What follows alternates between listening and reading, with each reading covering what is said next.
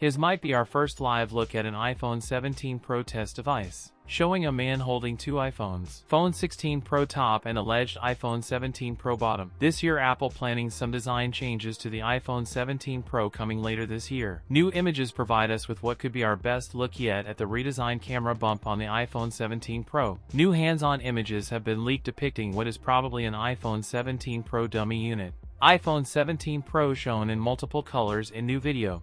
The new color options available for the iPhone 17, iPhone 17 Air, iPhone 17 Pro, and iPhone 17 Pro Max. New camera features coming to the iPhone 17 Pro lineup: upgraded 48MP telephoto lens and an upgraded 24MP front-facing camera. Apple's iPhone 17 lineup will come with 12GB RAM, the iPhone 17 series to get TSMC's next-generation 2nm chips, Apple's A19 chip technology. iPhone 17 Pro come with 3900 mAh battery. Apple unveils the iPhone 17 lineup in September. That's it for today's video. If you enjoyed it, don't forget to like, comment, and subscribe for more content. Thanks for watching, and I'll see you in the next one.